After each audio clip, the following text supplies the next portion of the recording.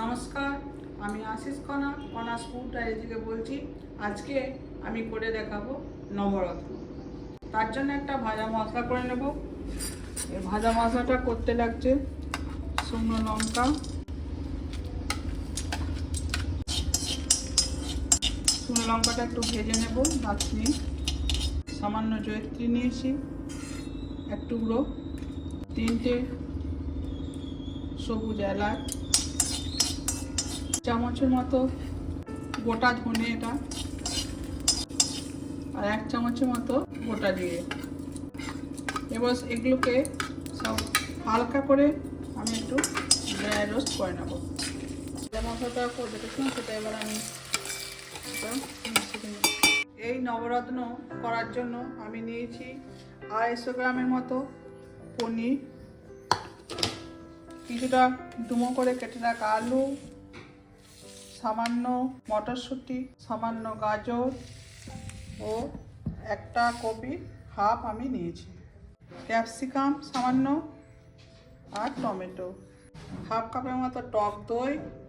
আর এই যে একটা আমি মশলা তৈরি করব, এতে আছে কয়েকটা কাজু, পোস্ত, চারমগজ। তরকারিটা করার জন্যে সবজিগুলো একে একে ভেজে দেবো। তার জন্য আমি কিছুটা সাদা তেল দিচ্ছি কড়াই। কপিটা ভেজে তুলে নেবো হালকা করে, গাজরটা একসঙ্গে দিয়ে দেবো, মটরশুঁটিটা।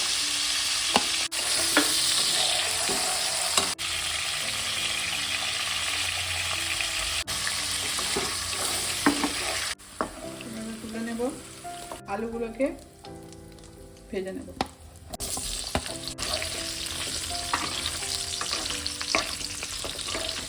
আলুগুলো হালকা করে ভাজা হয়ে গেছে, এবার আলুগুলো আমি তুলে নেব। সামান্য গোটা জিরে আর একটা তেজপাতা আর একটা শুকনো লঙ্কা ফোড়ন দেব। পোস্ত, চারমগজ আর কাজু, সেটা এই মশলার মধ্যে দিয়ে দেবো।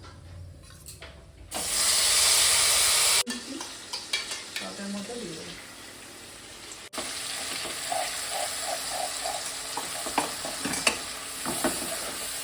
এরপর এর মধ্যে পরিমাণ মতো নুন দেবো। তরকারিটা একটু মিষ্টি মিষ্টি হয়, তার জন্য আমি বেশ বড় চামচের 1 চামচ, 1 চামচ নয়, আরও 1 চামচ।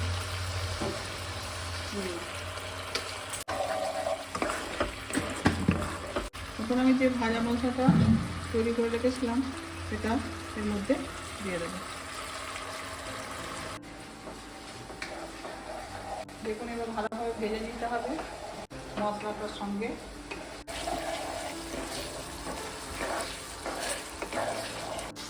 মধ্যে দিয়ে দেবো।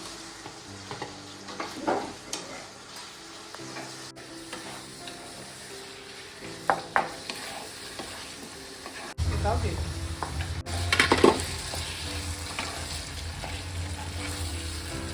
দেখুন, এবার জলটা দিয়ে দিচ্ছি গরম জল। চাপা দিয়ে তরকারিটা সেদ্ধ হওয়ার জন্য।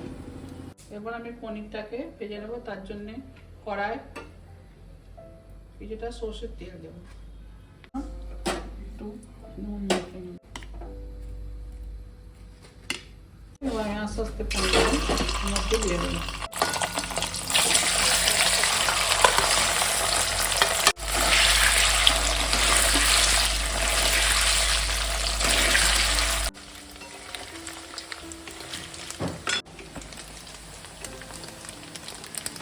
দেখুন, আমার পনিরগুলো ভাজা হয়ে গেছে হালকা করে। এবার আমি পনিরগুলো তুলে নেব।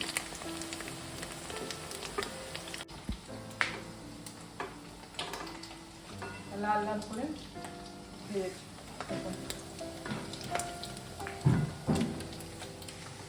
এরপর আমি ক্যাপসিকাম আর টমেটো যেটা কেটে রেখেছিলাম, এটা একসঙ্গে ভেজে নেব।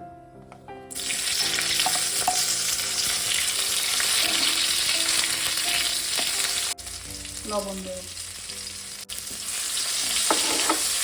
দেখুন, এবার হালকা করে ভাজা হয়ে গেছে। আমি এর মধ্যে ভেজে রাখা পনিরগুলো দিয়ে দেবো।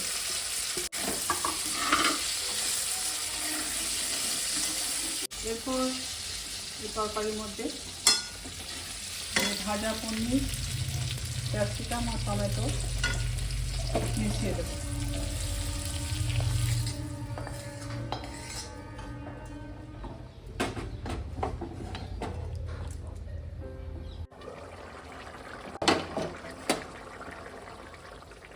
ফুটে এসছে, এবার শেষে কসুরি মেথি আমি একটু ড্রাই রোস্ট করে রেখে দিয়েছি, সেটা এর মধ্যে চলে যাবে।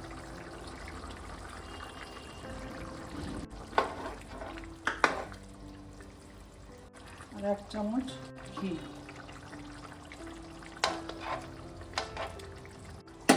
চাপা দিয়ে দেবো।